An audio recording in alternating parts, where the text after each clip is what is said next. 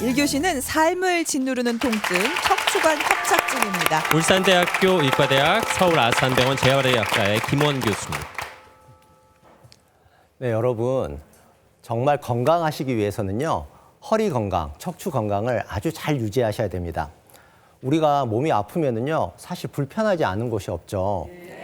근데 그중에서도 척추에 문제가 생기면 정말 불편합니다. 어깨 한번 생각해 보세요. 어깨가 좀 아프면은요. 어깨 좀 덜 쓰면 돼요. 무릎이 아프면은요. 좀 덜 돌아다니고 앉아 계시면 편안해지거든요. 근데 주변에 허리 아프신 분들 있죠. 보시면은 앉아 있어도 나는 허리가 아프다, 서 있어도 아프다. 심지어는 누워서 주무실 때도 허리 아프다 그러시거든요. 그러네요.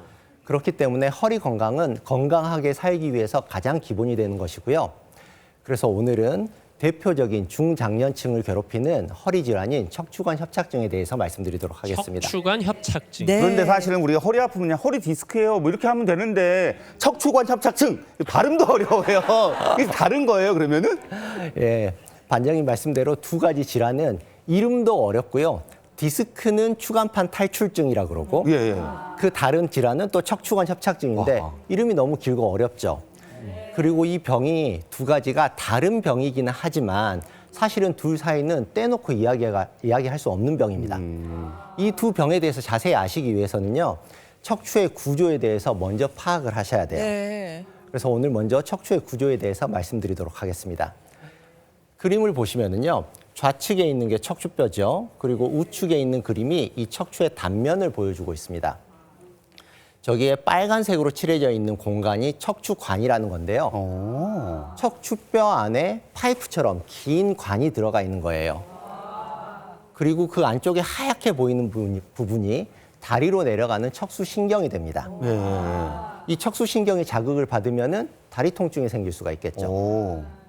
그리고 그 빨간 부분 앞쪽에 추간판, 디스크가 보이시죠? 예. 추간판이라는 것은 척추 사이에 있는 판이라는 뜻이고요.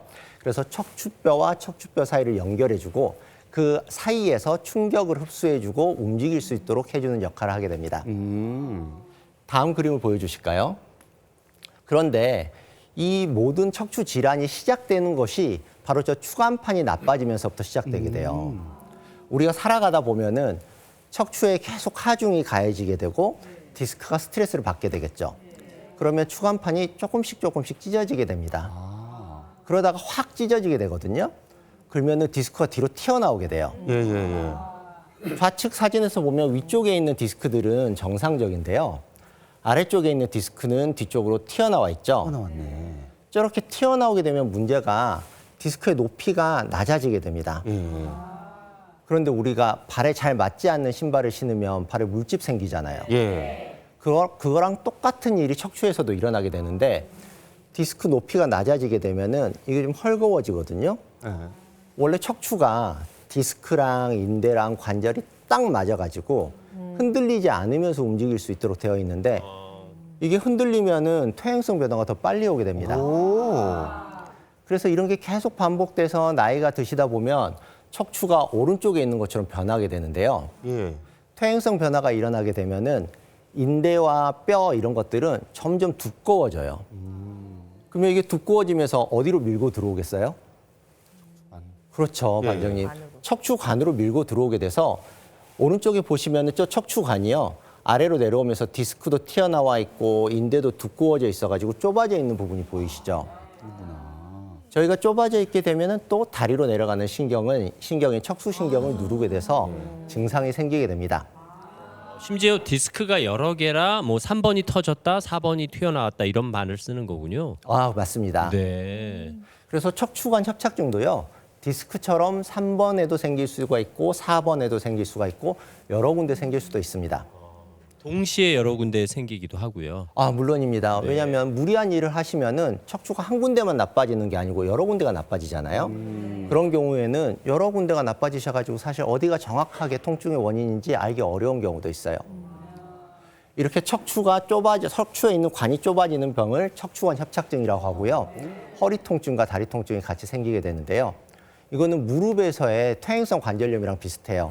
그래서 나이가 들면서 관절이 닳아지는 것처럼 허리가 닳아져서 생기는 병이 나중에 생기는 게 척추관 협착증이다. 이렇게 생각하시면 되겠습니다. 네. 결국 너무 많이 써서 그렇다는 얘기잖아요. 이 기둥을 잘 그럼 네. 세워야겠네요. 그리고 네, 말씀 듣다 맞습니다. 보니까 추간판 탈출증이 심해지면서 척추관 협착증으로 간다. 뭐 이렇게 봐도 되는 거겠네요. 예, 그렇게 생각하셔도 크게 잘못된 것이 그러니까 아닙니다. 디스크가 심해져도 저렇게 될 수 있다. 예, 근데 단기간에 심해졌다고 더 튀어나왔다고 되는 건 아니고요. 튀어나오면서 척추가 점점 늙어서 생기는 병이다. 이렇게 이해하시면 되겠습니다. 그러면 증상을 좀 예. 알려주시면 이해에 도움이 되겠네요. 네, 척추에 문제가 생기니까 허리 통증이 있겠죠. 예, 예. 그리고 안에 좁아지면서 신경을 누른다고 했지 않습니까? 그래서 다리가 당기게 됩니다. 그런데 이 척추관 협착증은 허리 통증과 다리 통증이 있으면서 좀 특징적인 증상이 있는데요. 서 있으면 더 아프고 쭈그리고 앉으면 더 편안해져요. 그 이유가 척추관이요. 좁아져 있는 게 서 있으면 더 좁아져 가지고 증상이 더 오래 가게 되고 예, 예. 그리고 쭈그리고 앉으면 척추관이 좀 펴진다고 합니다. 그래가지고 증상이 좀 편안해지게 돼요. 그런데 이 척추관 협착증이 또 헷갈리는 병이 디스크가 있죠. 예. 두 질환을 구별하기를 원하시는 분들이 많이 있는데요. 그런데 이 두 질환을 딱 잘라가지고 구별해서 말씀드리기 어려운 경우들도 있습니다.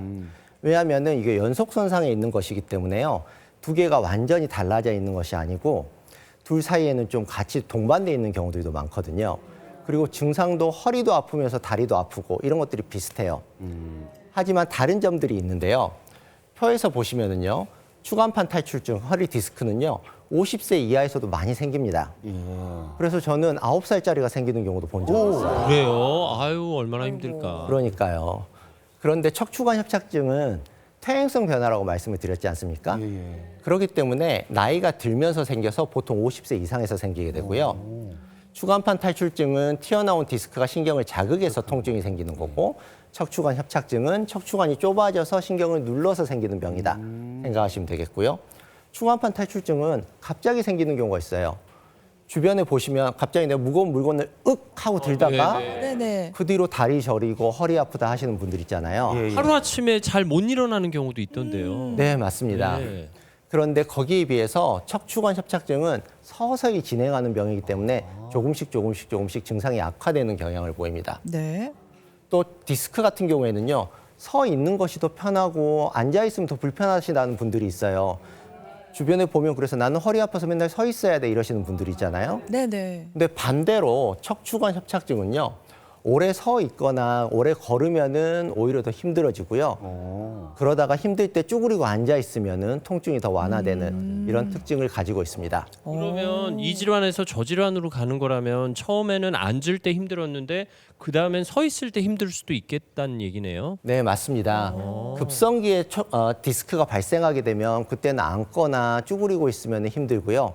그게 좀 이제 만성화되면서 점점 나이 들어가게 되면 네. 나중에는 서서 걸어가는 게 더 힘들어지는 아이고. 거예요. 아이고. 그러면 좀 집에서 좀 간단하게 내가 이게 디스크인지 아니면은 척추관 협착증인지 구별할 수 있는 좀 간단한 방법 있을까요? 네, 이 두 가지를 완전히 구별할 수는 없지만 집에서 한번 내가 척추관 협착증일지 디스크일지 추정해 볼 수 있는 방법이 있거든요.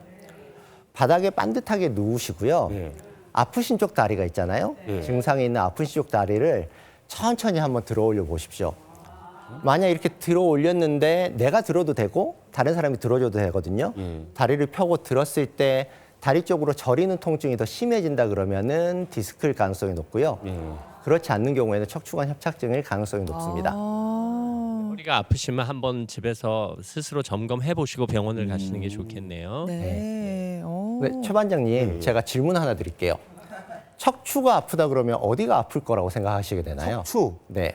일단 허리가 아픈 거고 네. 저는 실제로 허리가 좋지 않아서 허리가 아프니까 이 뒷목 경추 있잖아요. 뒷목도 좀 아픈 것 같아요. 네. 또 흔히들 네, 흔히들 목이나 허리가 아픈 게 척추가 아픈 거라고 생각하시게 되는데요. 예, 예. 그런데 허리가 아프지 않으면서 척추관 협착증인 경우들도 많이 있습니다. 허리가 안 아픈데요? 네. 오. 그렇기 때문에 어떤 분들은 척추관 협착증이라고 말씀하시면은 그럴 리가 없다. 나는 허리 통증은 없고 다리만 당기는데 하시는데요. 그렇게 허리가 아프지 않으면서 증상이 있을 때가 있고요. 또 허리가 아프지 않아도 척추 질환을 의심해야 되는 경우가 엉덩이 통증이 있을 때예요.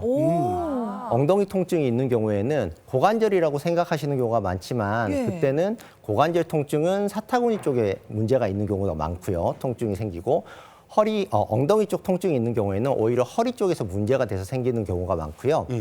또 한 가지 감별하셔야 될 게 허벅지 쪽으로 아프신 경우에도 앞쪽 허벅지가 아프면은 다른 병이 있지 않을까 생각하시는데 예. 척추에 문제가 있는데 그때 요추에서 위쪽 요추에 문제가 있는 경우에는 허벅지 앞쪽으로 저린 통증이 생기기가 쉽고 앞쪽이요. 허리의 아래쪽에 문제가 있는 경우에는 허벅지 뒤쪽으로 통증이 생길 수가 있습니다. 이 온몸이 허리를 중심으로 연결돼 네. 있다는 뜻이네요. 그러네요. 세포들이 다 연결이 돼 있으니까요. 그러면은 이렇게 구분 짓기도 어려운 것들이 있으니까 사실 예방이 제일 중요하잖아요. 네, 어떻게 맞습니다. 하면은 이 허리 건강하게 지킬 수 있을까요? 네, 척추가 한번 나빠지면 잘 재생이 되지 않거든요. 그렇기 때문에 예방이 안 되고, 예방이 매우 중요하고 내가 이게 나빠지지 않도록 하는 게 가장 중요합니다.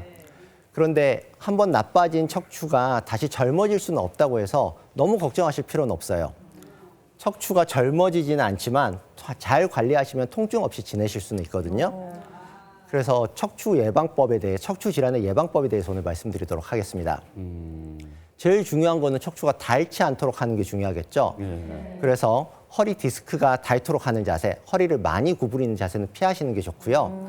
그래서 구부리는 동작, 쭈그리고 앉아가지고 김장을 한다든지 빨래를 한다든지 이런 것들은 피하셔야 되고요. 운동을 하실 때는 윗몸 일으키기 같은 거는 피하셔야 되겠죠. 허리가 구부러지기 때문에 피하시고요. 자전거 탈 때도 허리를 펴고 타려고 노력을 하셔야 됩니다. 또 무거운 물건을 들거나 하는 것들은 허리가 눌리니까 허리를 퇴행을 시키게 되겠죠. 그래서 그런 것들은 피하시는 게 좋고요. 또 엮기 드는 일도 별로 좋지는 않습니다. 또 허리를 과하게 좌우로 흔드시는 거 이런 것들도 허리 디스크를 퇴행을 시키고요. 척추 관절을 망가뜨릴 수가 있기 때문에 피하시는 게 좋습니다. 아니 근데 우리 공원에 가면 항상 운동기구 중에 이거 있잖아요. 허리 돌리기 이거 아시죠? 그렇게 이거 돌리는 하면서 서로가 이렇게 도란도란 얘기도 하고 네. 이것도 안 좋은 거예요? 지금 허리 돌리신 거예요? 제가 공원에서 어르신들 허리 확확 돌리고 있는 거 보면은요. 제일 안타까울 때가 많아요. 불안불안하시겠다. 그렇게 하면 허리가 망가질 수 있으니까요. 피하시는 게 좋겠습니다. 저희가 지난주 이 시간에도 재활의학과 선생님 나오셔서 구체적인 운동법 맞아요. 알려주시고 택배 짐 드는 상자 거. 드는 법도 알려주셨잖아요. 가까이 딱 붙여서. 그러니까 사실 윗몸 일으키기로 허리 근육을 키운다고 생각하시고 운동하시다가 오히려 허리를 더 안 좋게 만들 수도 있다 말씀이시네요. 네, 맞습니다. 그래서 운동을 하면 할수록 나빠진다고 하시는 분들은요. 내가 허리 관리를 잘못하고 있는 것은 아닌지 그걸 한번 꼭 체크해 보셔야 되겠습니다. 예. 네, 오늘 아주 중요한 정보 감사합니다. 날씨가 너무 추워서 결국 감기에 걸리셨대요. 그런데 이상하게 기침할 때마다 허리가 너무 아프다고 하십니다. 순간적으로 힘을 많이 써서 아픈 것 치고는 통증이 꽤 심한데 왜 그런 걸까요? 라고 질문 주셨어요. 기침할 때 허리가 아프다고 하시는 분들은요. 기침할 때 허리가 구부러지면서 디스크가 눌리게 되거든요. 디스크가 눌리면은 자극이 돼서 아플 수 있는데요. 특히 허리에 불안정성이 있고 흔들릴 때 이런 일들이 생기기가 좋습니다. 그런데 만약에 내 허리 통증이요. 등과 허리 사이에서 기침할 때 아프다 그러시면 압박골절이 그 부위에 잘 생기거든요. 특히 60세 이상의 여성분이면서 골다공증이 있는 경우에 만약 이 통증이 자꾸 심해지는 경우에는요. 압박골절의 가능성이 높기 때문에 병원을 한번 꼭 방문해 보시기를 권장해 드립니다. 예. 혹시 전하 교수님처럼 키가 큰 사람들은 허리가 좀 취약한가요? 증거는 없는데요. 네. 약간 영향이 있을 거라고 생각을 하고 있습니다. 그래서 주의를 해야 된다. 예. 네, 맞습니다. 그래서 관리를 잘 하시는군요. 열심히 살겠습니다. 네. 자, 감사합니다. 오늘 말씀 잘 들었습니다. 울산대학교 의과대학 서울아산병원 재활의학과의 김원 교수였습니다. 자, 2교시 시작하겠습니다. 2교시 주제 공개하죠. 다음 주제는요. 중장년층을 괴롭히는 노안입니다. 네, 작은 글씨 안 보이셔서 많이 힘드시죠? 중장년층을 괴롭히는 노안에 대해서 이길 안과 전문의께서 친절한 강의 해주시겠습니다. 네, 오늘 건강하세요라는 주제로 강연을 드리고 있는데요. 눈은 마음의 창이라고도 불리지만 실제로는 건강의 창입니다. 눈 상태를 통해서 다른 질병도 체크할 수 있고요. 나빠지면은 삶의 질이 너무 많이 떨어지기 때문에 마음과 건강의 창이라고 하는데요. 이 또한 나이를 먹게 됩니다. 그랬을 때 노안이 찾아오게 되는 것이죠. 근데 보통 이제 노안이니까 늙는다는 거잖아요, 눈도요. 그런데 예. 잘 안 보이면 노안이 되는 건가요? 예, 구체적인 원리가 노안의 정의를 말씀드리면 일단은 나이가 들면서 눈 안에 있는 수정체라는 기관이 있습니다. 수정체의 탄력 저하를 노안으로 정의하고 있습니다. 그래서 특별히 수정체 탄력이 저하되면 가까이 있는 물체에 초점을 맞추지 못하게 되는데요. 그림을 보시면 정상적으로는 수정체를 통과해서 상이 맺히게 되는데 노안이 오게 되면 수정체 탄력 저하로 상이 뒤쪽에 맺히기 때문에 가까이 보이지가 않습니다. 그래서 카메라 같은 경우에도 초점을 맞추지 않으면 대상이 흐리게 보이지 않습니까? 마찬가지로 눈 안에도 카메라에 그 줌 기능을 하는 수정체가 있는데 그 기능의 탄력이 떨어지는 것을 노안이라고 하게 되고요. 저게 풍선 모양인데 탱탱한 풍선일수록 좋다는 말씀이신가요? 맞습니다. 네. 그래서 간단하게 소품으로 보여드리면 오. 예, 풍선이 있습니다. 풍선. 이게 사실 실제로 수정체가 노랗게 생겼는데요. 예. 노란 수정체가 이렇게 자동적으로 모양체 근을 사용해서 이렇게 얇아지면서 멀리 보게 되고요. 멀리 볼 때. 예, 가까이 볼 때는 이렇게 동그랗게 볼록렌즈처럼 조져지는데 우리가 부지불식간에 이런 조절 기능이 있는 것을 수정체의 기능이라고 하는데 이 탄력이 떨어지는 것을 노안이라고 하게 되고요. 자연스럽게 멀리는 잘 보이지만 가까이가 안 보이는 그런 증상을 말합니다. 실제로 눈 안의 수정체가 약간 풍선 같은 원리로 움직여요. 풍선의 원리로 시작합니다. 이렇게 말씀하시니까 쉽다. 그러면은 노안이라는 게 나이가 들어서 생기는 거잖아요. 네. 대충 몇 살쯤부터 노안이 생기는 걸까요? 예, 통계적으로는 예. 노안은 40대 중후반부터 시작한다고 되어 있고요. 그래프가 있는데 그래프를 보시면은 40대, 50대 되면서 급격하게 아까 말씀드린 수정체 탄력, 조절 기능이 확 떨어지기 때문에 많이 증상을 느끼게 되고요.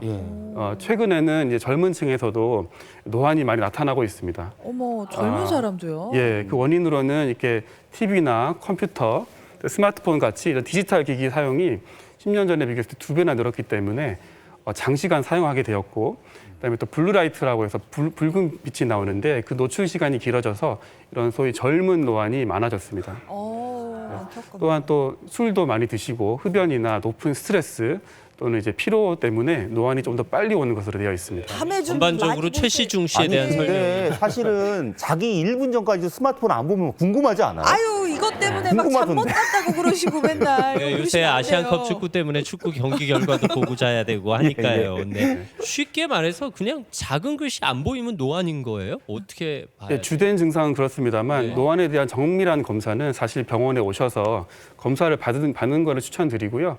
제가 간단하게 집에서 할 수 있는 방법을 제가 요 1,000원짜리 지폐를 가지고 할 수 있는 것을 설명을 좀 집에 있는 드리겠습니다. 1,000원이요? 네. 지갑에 있는 1,000원이요? 예, 맞습니다. 1,000원짜리 정중앙에 보시면 한국은행 총재라는 글자가 정중앙에 있습니다. 아, 예, 이게 예, 정중앙에 있고요. 정중앙에. 이것을 지금 하실 수 있는데 정중앙에 있는 글씨를 지폐를 5cm 정도로 붙여주시고요. 천천히 밖으로 밀어주시면 어느 순간 한국은행 총재 글씨가 잘 보일 때가 있습니다. 오. 그때 멈춰주시면 됩니다. 오. 그때 멈춰요. 멈췄을 때 네. 그때 얼굴에서 이 지폐까지의 거리를 측정했을 때 아, 30cm가 넘어가면은 노안이 시작됐다라고 저는 간단하게 1,000원짜리라 잘 안 보이는 거 5만 원짜리면 잘 보일 텐데. 1,000원짜리 왜 이렇게 안 보여 이게? 자, 지금 보여요. 이 정도. 갔는데요. 몇 그러면? cm인가요? 자, 어머, 한 몇 40? 40. 예. 40? 40이면 아쉽지만 반장님은 노안이 이제 의심돼서 안과 검진을 좀 아니 받아보셔야 될 그럼 것 제 같습니다. 수정체가 벌써 탄력이 없어진 거예요? 시작됐다고 볼 수 있습니다. 예. 우리 어머님들도 지금 지폐를 다 들고 계신데 네. 뭐 예. 얼추 그 거리예요?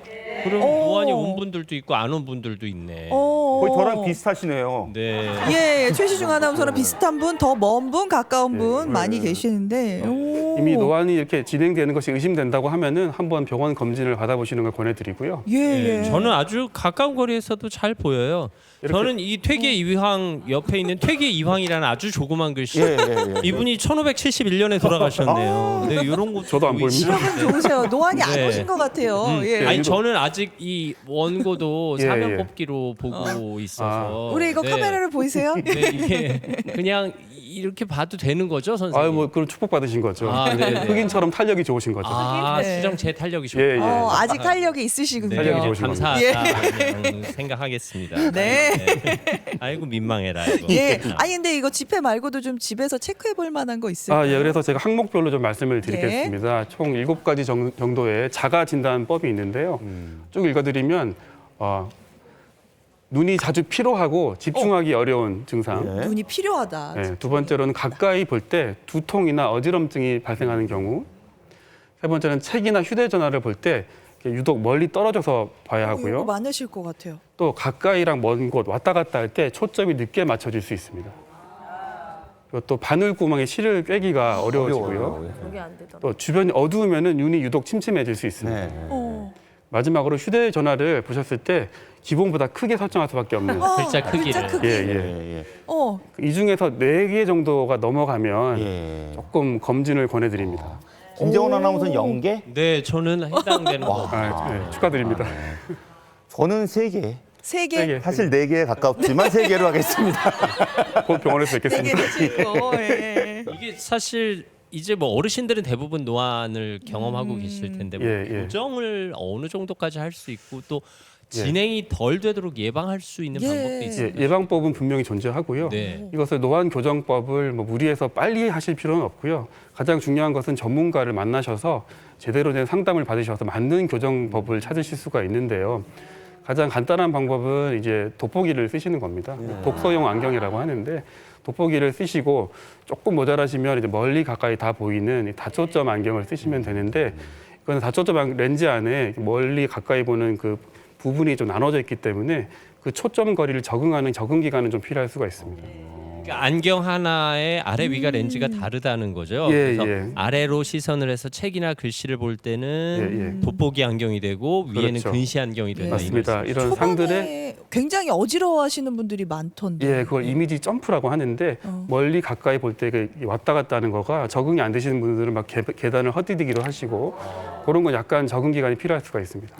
돋보기도 도수가 있어서 점점 안 좋아지나요? 예, 처음에는 저희 플러스 0.5 디옵터로 시작을 해서 1, 2, 3디옵터까지 올라가는 경우가 있기 때문에 그런 것도 본인에 맞는 돋보기를 쓰시면 되겠습니다. 어떻게 하면 이 노안 오지 않게 좀 관리를 잘할 수 있을까요? 노안은 일단은 첫 번째로는 예. 탈수를 예방하셔야 됩니다. 탈수. 예. 탈수. 물을 많이 먹으라고요. 예. 오, 예. 이것도 물을 많이 먹어야 돼요? 어머. 예.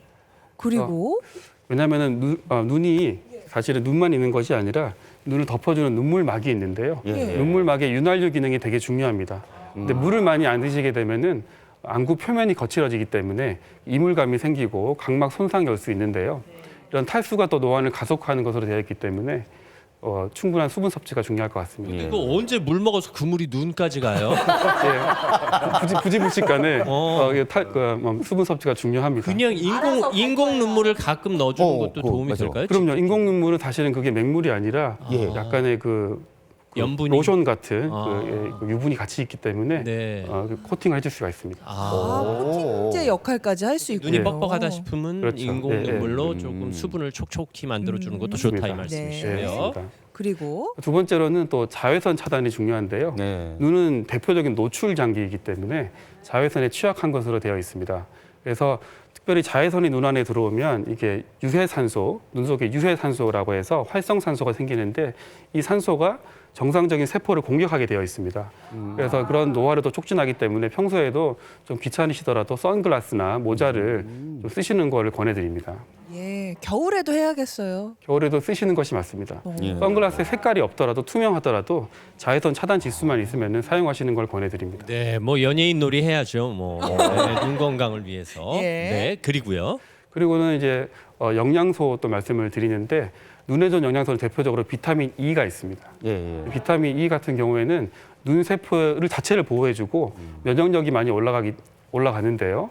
아몬드나 호두 같이 견과류에 많이 들어 있습니다. 또는 비타민 C가 있는데 비타민 C는 대표적인 항산화제입니다. 아까 말씀드린 활성산소를 제거해주고 눈 저기 뒤쪽에 있는 망막도 좀 보호해주는 그런 기능이 있고요.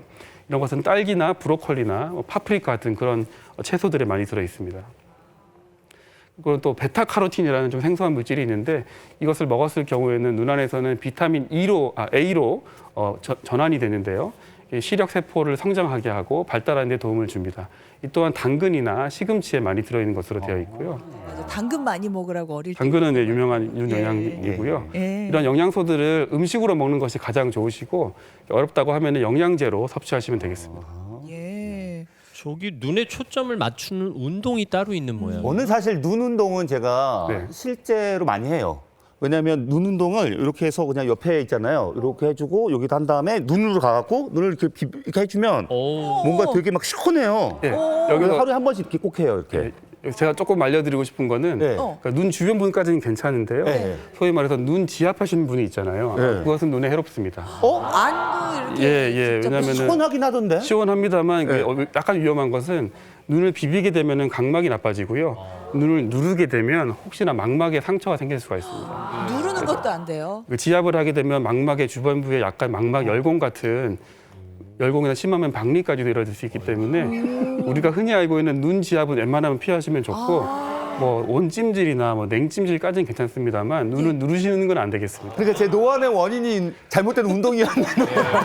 지금 눈이 살짝 빨개졌어요. 충혈될 수도 있고. 따로 관리해드리겠습니다. 그럼 어떤 운동을 예, 말씀하시는 거예요? 올바른 운동은 이게 뭘까요? 좀 약간 단순한 운동입니다만 원근 운동이라고 있습니다. 네. 이게 사실은 눈의 스트레칭 같은 건데요. 검지 손가락을 드셔가지고 일단 30cm 거리를 두신 다음에 네. 그건 좀 먼 것 같아요. 예, 10초 정도를 그냥 주시하시면 됩니다. 오, 이건 돼? 10초 주시하신 다음에 10초가 지나면 10, 예, 한 5m 정도 되는 저 거리에 5, 원거리를 또 10초간 주시하시면 됩니다. 3, 4. 이런 패턴으로 1분 동안 3번만 반복하시면 나도 모르게 멀리 가까이 하는 눈의 초점 조절 근이 강화되기 때문에 하루에 몇 번만 해주시면 좋을 것 같습니다. 전 걸어서 출퇴근하면서 한강다리 건널 때 멀리 한강 저편의 다리들을 보곤 하는데 네네. 먼 산을 본다든가 하는 것도 눈의 수정체를 조절하는 예, 이게 기능을- 엄청나게 도움이 될 수 있습니다. 아, 이미 노안이 오신 분들은 조금 더 줄여줄 수 있고 오지 않으신 분들은 예방해 드릴 수 있습니다. 아 예방 차원에서 예. 네, 좋습니다. 네. 네. 자, 아주 유용한 정보를 주셨는데요. 네네. 질문이 있을까요? 네. 예.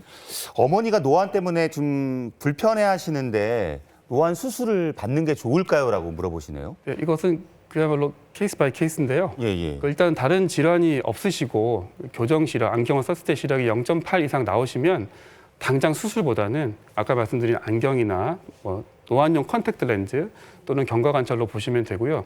특별히 너무 젊은 나이에 시력이 괜찮은데 노안 수술을 받으시면 오히려 수술 만족도가 떨어질 수가 있습니다. 그래서 반드시 안과에 오셔서 정확한 상태를 체크하시고 혹시나 다른 백내장이나 다른 증상이 같이 있으시면은 수술을 고려하시면 되겠습니다.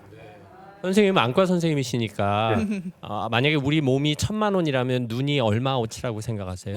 990만 원이라고 생각합니다. 990만 원. 관리를 네. 잘 하시는 게 중요하고요.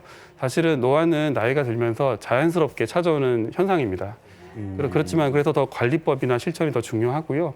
관리를 잘 하시면 진행은 확실히 늦출 수가 있습니다. 그랬을 때 삶의 질도 많이 올라오게 되고요. 그래서 건강한 눈을 가지고 계시면 더 밝은 세상을 보는 창이 됩니다.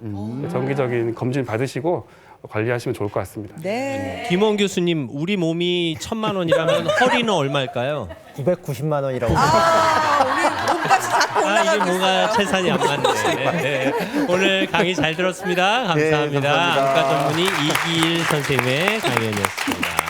자, 여기서 돌발 퀴즈 진행해 볼까요? 이 돌발 퀴즈 정답은 10만 원인가요? 10만 원 상품권입니다. 자, 잘 듣고 맞춰주길 바랍니다. 돌발 퀴즈 문제 내드리겠습니다. 내 몸에 맞는 영양제를 찾는 방법 중에 틀린 것은 무엇일까요? 자, 1번 전문가와 상담하기, 2번 건강검진 결과 참고해서 영양제 사기, 3번 유행하는 영양제 사서 먹기, 4번 음식에서 부족한 영양소, 영양제로 먹기. 예. 사실 제일 잘하는 거 찾으면 정답이 아닐까 싶기도 아, 한데요. 예. 이어지는 강연에서 정답 맞히실 수 있습니다. 예. 자, 그러면 3교시 바로 시작해 보죠. 주제 공개합니다. 3교시는 내 몸에 맞는 영양제입니다. 네, 이지양 약사님께서 영양제의 오해와 진실에 대해서 확실히 파헤쳐 주시겠습니다. 네, 여러분 신년 계획 세우셨어요? 네. 계획대로 잘 되고 계신가요? 아니. 아니 저는 아무래도 제가 나이가 이제 50대 중반이고 또 만나는 분들이 워낙 여기저기 아프시다고 호소를 하시니까 저한테 제일 중요한 건 건강 같더라고요. 그래서 여러분들 건강 관리 어떻게 하시는지 모르겠는데 옛날에는 신년 계획 건강에 대해서 세우시라고 하면 대부분 운동을 뽑으셨어요. 근데 요즘은 많이 달라지시더라고요. 요즘은 영양제를 계획을 세우셔서 드시는 분들이 많아지고 있습니다. 근데 실제로 맞아요. 요즘 보면 영양제 가방 들고 다니시는 분들 여행 갈 때 굉장히 많아요. 네. 아유, 아니 그리고 저도 친구들이랑 이 단체 톡방에 보면요, 갑자기 영양제 추천을 하고요. 요새 철분제 추천을 그렇게 서로 하더라고요. 맞아요. 관찰 예능 프로그램 보면 예. 대부분 아침 일상이 영양제부터 맞아요. 드시더라고요. 맞아요. 옛날에는 뭐 삼시세끼만 잘 먹으면 되지 이런 분들이 많았는데 그렇게 말씀하시는 분들이 점점 줄어들죠. 실제로 그 2023년 한 번이라도 건강기능식품을 구매한 적이 있으십니까? 라고 여쭤봤더니 무려 80%. 거의 다네요. 예, 10집 중에 8집이 영양제를 구입을 하셨고요. 이 평균적으로 보면은 36만 원이라고 합니다. 36만 원이라면 굉장히 큰 아니 액수죠. 우리나라 사람들이 이제 영양제를 많이 드시는 거니까 제 생각엔 그래도 영양제 좋은 거잖아요. 그럼 더 건강해지지 않았을까요? 아, 그렇다면 우리가 내는 건강보험료가 줄어들어야 될 텐데 줄지는 않거든요. 오히려 더 환자들, 늘죠. 예, 계속 늘어나고 있어요. 맞아요. 그래서 진짜 이걸 과연 내가 사면서도 이걸 내가 먹어야 될까? 아, 이거 뭐 건강해지는데 고민이 참 많아요. 맞습니다. 영양제 먹어도 계속 아픈데 먹어야 되나? 그러면은 방송하는 이지양 약사, 당신은 먹냐? 이렇게 물어볼 수도 있는데요. 네. 예. 결론적으로 말하면 영양제는 도구잖아요. 필요하면 먹는 거죠. 제가 시골에서 명상하고 삼시세끼 챙겨 먹고 이러면 저도 영양제가 줄을 텐데 저도 뭐 바쁜 엄마고 또 일도 많이 하고 또 요리 잘 못하고 하니까 요즘 또 방송이 좀 많아요. 많아요. 네. 자주 보여요. 이놈의 인기. 네, 인기를 유지하려면 체력이 있어야 되기 때문에 예. 사실 저도 영양제 의존도가 높습니다. 드시는구나.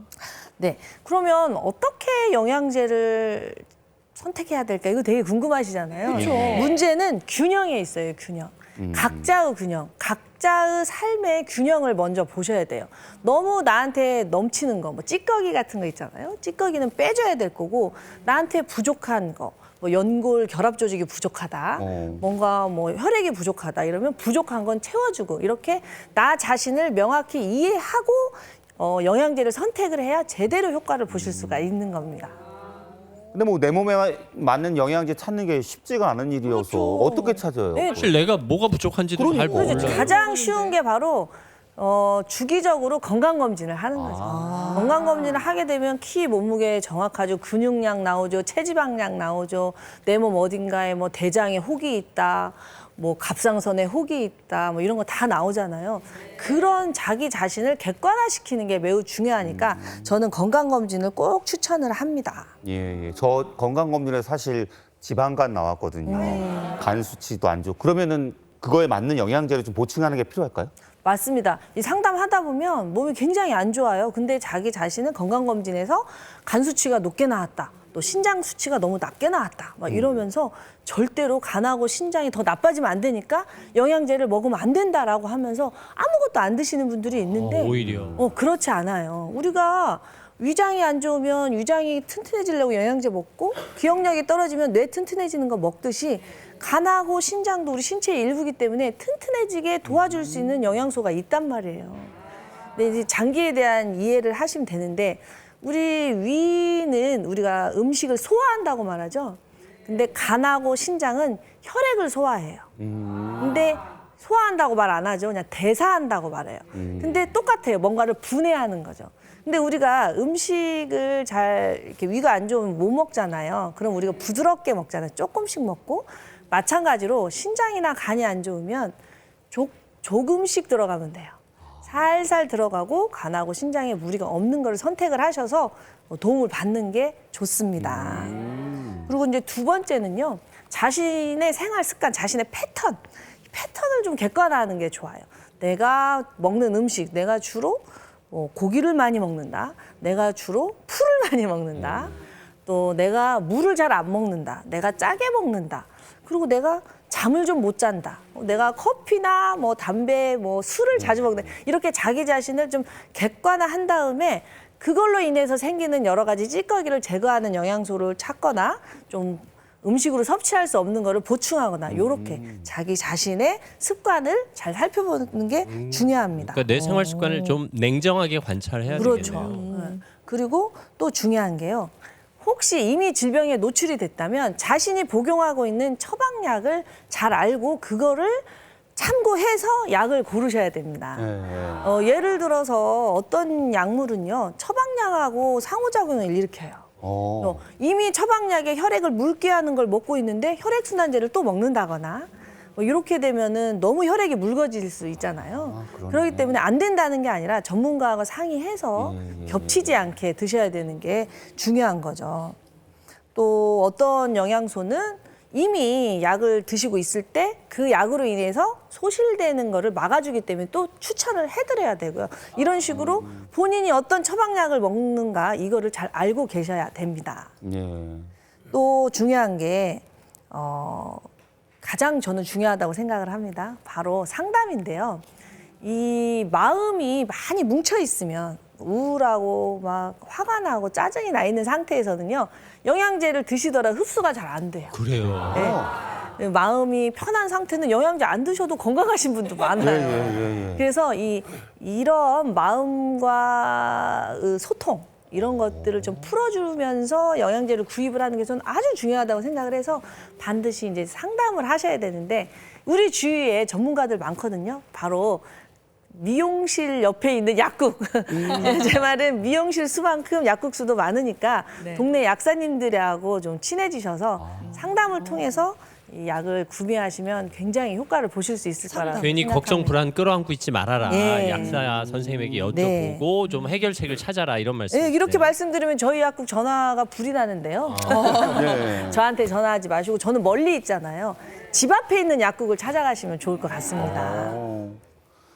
그럼 어떤 영양제 먹을지 좀 추천 좀 해주세요. 네, 제가 네, 그러죠. 항상 이렇게 아무리 설명을 해도 뭐 좋아요 이게 결국은 몸에 뭐 좋아요. 좋은 거 하나 추천해 네. 주세요. 네. 이거죠. 그래서 이제 크게 세 가지로 한번 나눠볼 텐데요. 이 음주와 흡연에 많이 노출된 우리 반장님. 사실 안 좋은지 알면서도 이걸 못 끊잖아요. 근데 어릴 때는 음주 흡연을 좀 해도 그렇게 안 아파요. 왜냐하면 어릴 때는 간에서 이 음주 흡연에 노출될 때 많이 생기는 활성산소 있어요.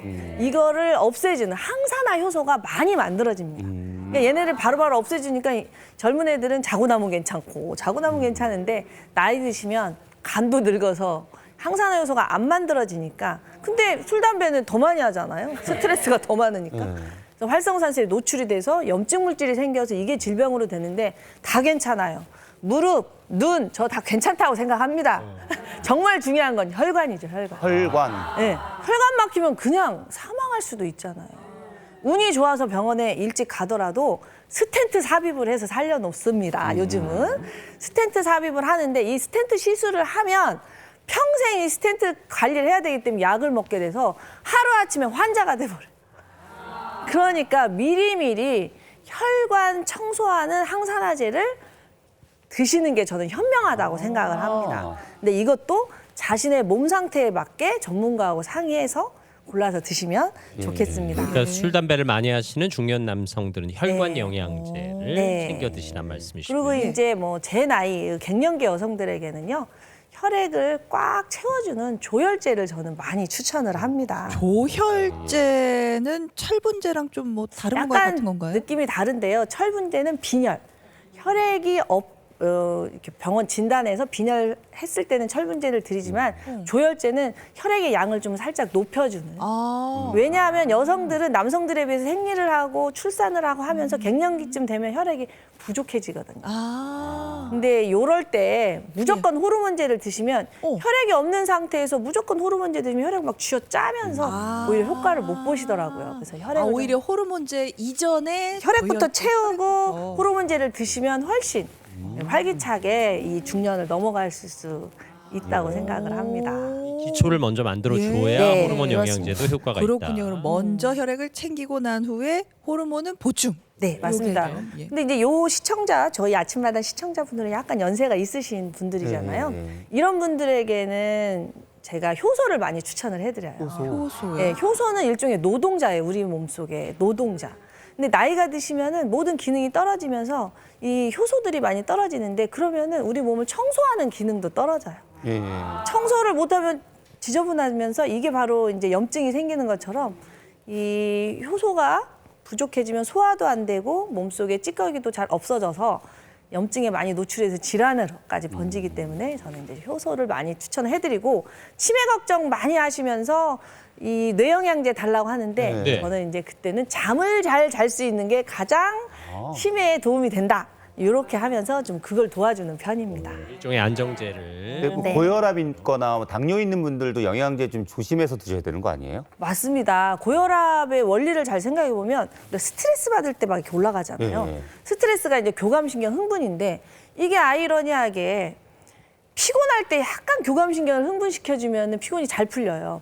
그래서 고혈압 있으신 분들은 약간 이 교감신경을 흥분시켜주는 제품을 좀 조심해야 돼요. 장기적으로 이런 걸 드시게 되면 당장은 피곤이 풀려도 혈압은 더 올라요. 예를 들어 인홍삼, 녹용, 고함량 비타민 B군, 녹차 추출물, 과라나 추출물 이런 것들은 교감신경을 흥분시켜요. 그러니까 이 인홍삼 녹용 제품은 반드시 한의사 전문가하고 상의해서 드셨으면 좋겠습니다. 고혈압 환자들의 경우 그렇던데. 근데 네, 혈압 높은데 그렇구나. 홍삼 맨날 먹는데? 조심하세요. 그러니까 조심하셔야 빨리 돼요. 다시 그죠? 하셔요. 그리고 이제 당뇨 환자들은요, 이 당뇨가 하면 췌장 떠오르시잖아요. 근데 췌장에서 인슐린은 만들지만 인슐린을 갖다 쓰는 거는 간, 근육, 지방 이래요. 그래서 간에 부담이 되는 영양제를 드시면 당 조절이 잘 안 돼요. 간에 무리가 되는 거는 약간 뜨거운 성질의 그 건강식품 즙 같은 거 있잖아요. 그런 거 지나친 호르몬을 막 올리는 제품들, 고농도 단백질 제품들, 또 고농도 지용성 비타민 이런 것도 간에 무리가 가니까 이런 거 좀 조심하셔야 될 것 같습니다. 네. 약사님 맨날 몸이 우리에게 신호 보낸다 막 이런 말씀. 맞습니다. 오늘도 역시 그 얘기를 할 건데요. 몸에서 일어나는 일은 다 이유가 있습니다. 그 이유의 근본을 아셔서 그거 균형, 항상성을 잡아주려고 하셔야지 증상을 없애려고 계속 하시다 보면 약의 늪에 빠지고 식품의 늪에 빠져서 오히려 더 힘들어져요. 네. 스스로 치유할 수 있는 능력을 키우는 게 더 중요하다고 몸에 생각합니다. 귀를 기울이시란 말씀입니다. 종합 비타민에 유산균에 오메가3를 드시고 계신 분께서 식전 식후 언제 먹을까요? 라고 질문하셨네요. 그래서 저는 이제 잊지 않게 루틴으로 드시는 게 가장 중요하다. 예, 크게 예. 생각하지 말고 일단 드셔라. 예. 따지다가 더 못 먹거든요. 그래도 유산균은 위산이나 담즙산의 영향을 많이 받으니까 아무래도 공복이 좀 낫고요. 그렇고. 종합 비타민은 속이 안 좋으신 분은 불편할 수 있으니까 식후가 낫고 또 오메가3는 담즙의 영향을 받으니까 식후에 드셔야 또 흡수가 잘 됩니다. 뭘 드시셔도 규칙적으로 드시는 게 예, 중요하다는 일단 게 빨리 먼저 드시는 게 중요합니다. 약사님의 예. 말씀입니다. 네, 오늘 잘 들었습니다. 감사합니다. 이지양 약사께서 영양제에 대해서 쫙 정리해 주셨습니다. 자, 4교시 이어갑니다. 4교시 주제는요. 바로 건강한 걷기 둘레길 여행입니다. 여행 전문 작가 우리 이문석 선생님께서 오셔서 건강한 걷기를 할 수 있는 둘레길을 소개해 주시겠습니다. 네, 연초를 맞아서 꼭 하고 싶은 목록을 적는 버킷리스트를 많이들 작성하고 계시는데요. 그중에서 빠지지 않는 버킷리스트 메뉴가 있습니다. 바로 여행인데요. 예. 그만큼 많은 분들이 이제 여행을 가고자 하는 욕망이 크다고 생각하는데 이렇게 연초가 되면은 그래서 제 지인들한테 제가 전화를 많이 받습니다. 어디 가면 좋냐라는 질문이죠. 자, 전 그런데 그런 질문을 받으면 좀 당황스럽고 곤혹스러운 게 한 16년 동안 여행 작가 생활을 하다 보니까 제가 다닌 곳이 오죽 많겠습니까? 많은 데이터 중에서 하나를 딱 꼬집어내기가 힘들다라는 거죠. 하지만 오늘 주제처럼 건강을 위해서 건강한 둘레길 여행을 하는 것을 추천하는 것은 오히려 저는 상당히 쉽습니다. 왜냐하면 제가 허리가 아파 본 장본인이거든요. 저는 척추 전방 전이증이라는 질병을 앓았어요. 그래서 아까 우리 선생님께서 말씀하신 다리에 경련이 나고 허리, 엉덩이에 방사통이 오는 것들을 다 경험을 했던 사람이거든요. 그러다 보니까 오래 앉아 있고 또 장시간 이렇게 걷다 보면은 통증이 더 심해지는 경우가 많았습니다. 그래서 지금은 많이 걷기보다는 오래 걷기보다는 잠깐 걸으면서 건강을 많이 회복했고요. 또한 이렇게 겨울날 둘레길 걷기를 하다 보면은 겨울에 그 고즈넉한 풍경이라든가 그리고 자연의 민낯을 보는 풍경이 그렇게 좋더라고요. 그래서 자연을 보면서 소통하는 것도 좋고 게다가 또 건강까지 생길 수 있으니까 더더욱 좋아서 저는 둘레길 여행을 많이 하고 있습니다. 오늘 제가 여러분에게 소개시켜드릴 둘레길은요 2시간 이내에 주로 완주할 수 있는 길이고 또한 겨울에 가면 더 좋은 둘레길을 소개하도록 하겠습니다. 겨울에 가장 볼만한 그 풍경 뭐가 있을까요? 눈. 맞습니다. 아무래도 새하얀 눈이 내려 있는 그 설경 그것을 이제 손에 꼽을 텐데요. 그런데 이 눈꽃을 좋아하는데 이 추위가 싫다는 분들도 너무 많이 계세요. 그렇죠. 또 눈꽃은 좋은데 등산은 더더욱 싫다는 분들이 더 많이 계세요. 너무 힘들어요. 예. 예, 맞습니다. 아마 이 자리에도 많은 분들이 계실 텐데요. 그렇다면 제가 지금 말씀드리는 이곳에 한번 집중해 보시기 바랍니다. 이곳은 등산하지 않고요. 그냥 차 안에서 차를 타고 올라가서 편안하게 올라가서 겨울 왕국을 맞이할 수 있는 곳입니다. 먼저 화면으로 한번 볼까요? 네. 오, 만항제. 네, 차문을 열면 지금껏 보지 못한 환상적인 설국이 펼쳐지는 곳, 바로 만항제입니다.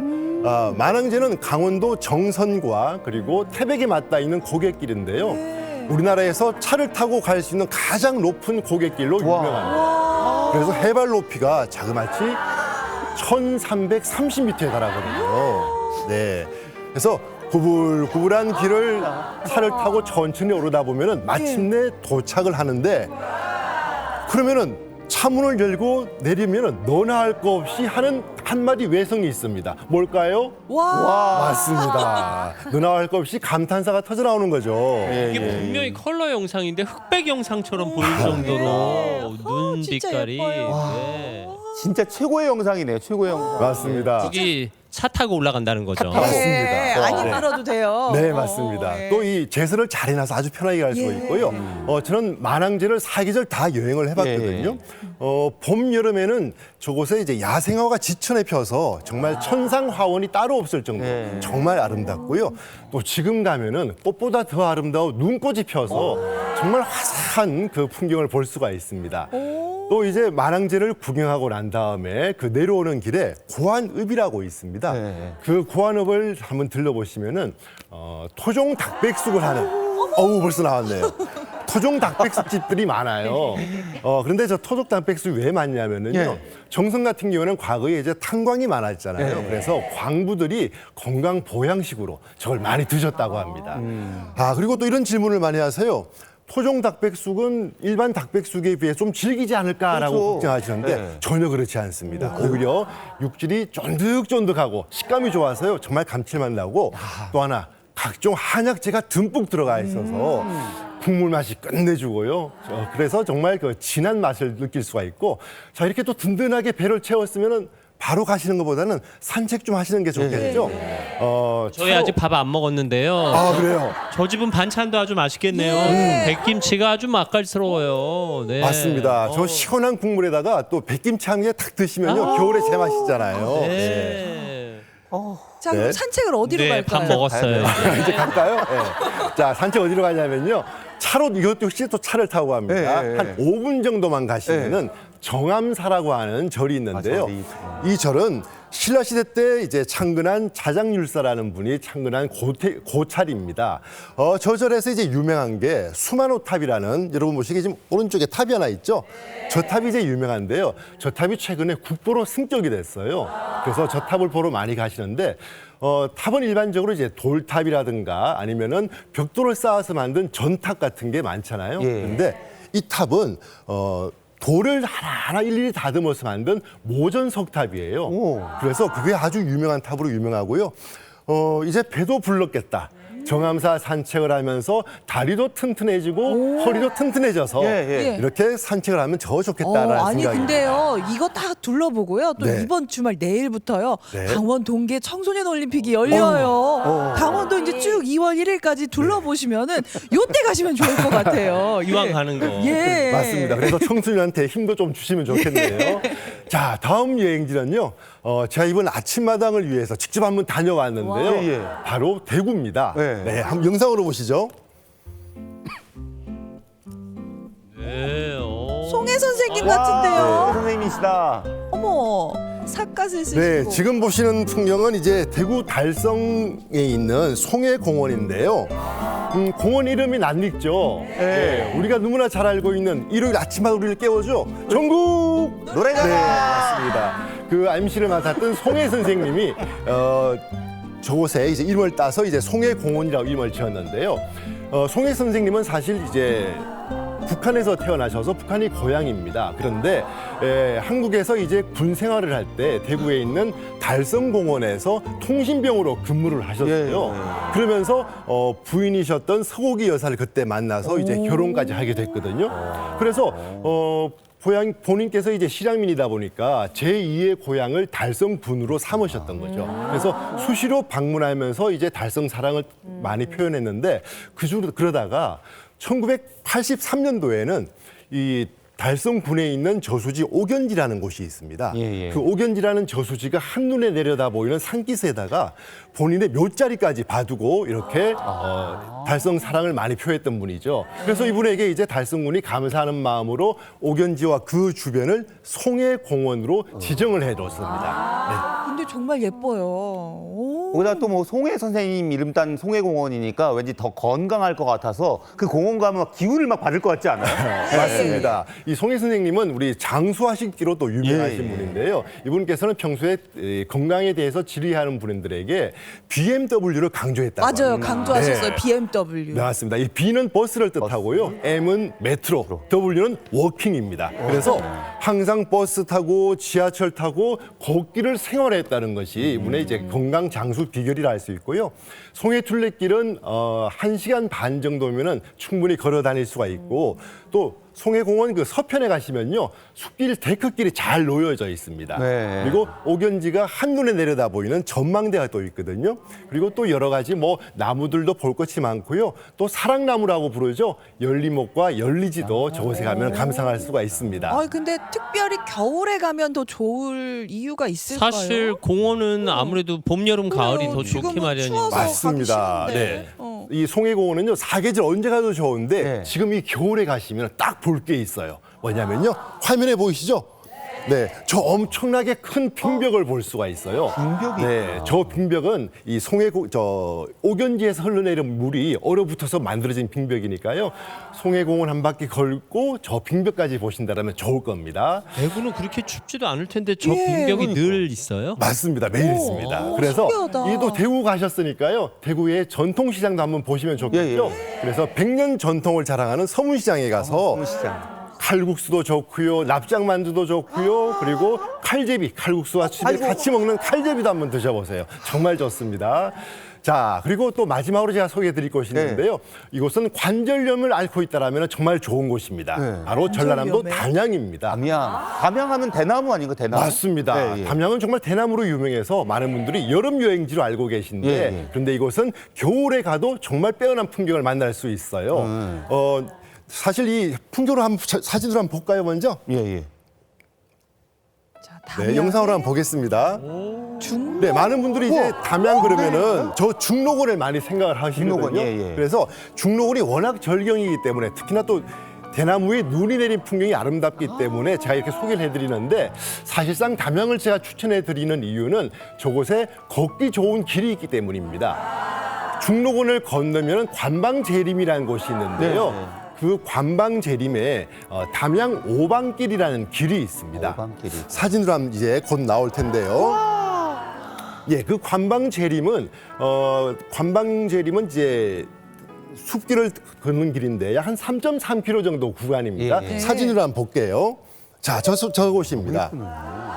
저렇게 울창한 나무 숲길을 이렇게 걷는 거예요. 한 3.3km를 걷는데요. 한 1시간 반에서 2시간이면 충분히 걸을 수 있는 길인데 저곳이 좋은 이유가 경사가 많이 없어요. 그래서 왜 계단이라든가 언덕만 보면 가슴이 출렁 내려앉는 분들이 계시잖아요. 저곳에 편안하게 걸을 수가 있습니다. 그래서 관절염 앓고 계신 분들도 맞습니다. 걱정 없이 가셔라 이런 말씀. 맞습니다. 그러니까 할머니, 할아버지, 손자, 손녀 다 갈 수 있는 거잖아요. 그렇죠. 온 맞습니다. 가족이. 예, 예. 그리고 또 저 길 끝자락에 가면요. 정말 키가 큰 메타세콰이어 나무가 호위병처럼 장관을 이루거든요. 그 품을 정말 장관이기 때문에 눈도 호강을 했죠. 또 그러면서 무릎과 허리도 호강을 했으니까 이만한 여행이 없을 거라고 생각이 듭니다. 어우 진짜 가고 싶네요. 이 겨울에 네. 걷고 싶게 만들어 주셨네요. 맞습니다. 고맙습니다. 근데 겨울에 가면 추울 거야. 따뜻하게 입고 이제 내복 제가 이제 입고. 마무리를 해야 될 것 같은데요. 네. 춥다고 집에만 계시지 마시고요. 한번 밖에 나와서 걷다 보면은 이렇게 걷다 보면은 허리가 긴장과 이완이 반복이 되면서 허리가 한결 시원해지고 개운해지는 느낌을 받을 수가 있을 거예요. 그래서 많이 걸으시길 바랍니다. 네. 아, 뭐 이런저런 이유로 직접 못 가시는 분들도 우리 선생님 덕분에 오늘 구경은 맞아요. 잘했어요. 정말. 네. 수도권에 사는 50대 주부께서 사연 주셨는데요. 멀리 못 가더라도 가까운 곳에서도 힐링하고 싶은데 추천해 줄 곳 있으시냐고요. 가까운 곳에 수원에 가시면요. 수원, 네.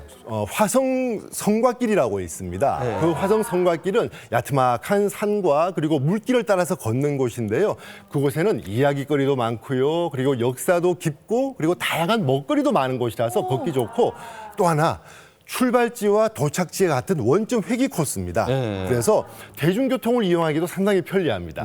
그리고 또 걷다 보면 피곤해지잖아요. 예. 여러 가지 카페도 많고요, 맛집도 많으니까 가서 커피 한 잔 나누시면서 시간을 보내셔도 아주 아니, 여기 좋습니다. 젊은 친구들도 요새 많이 가더라고요. 맞습니다. 네. 그래서 사진 찍기도 너무 좋으니까요. 꼭 한번 가보시기 바랍니다. 네. 선생님은 원래 그렇게 날씬하셨어요? 아니면 여행하면서 걸으면서 날씬해지셨어요? 원래 조금 마른 타입이었는데요. 제가 걸으면서 허리가 많이 좋아졌어요. 김재원 아나운서는 건강해. 원래 마르셨어요? 걸으시면서 마르시게 되셨어요? 저 원래 뚱뚱했어요.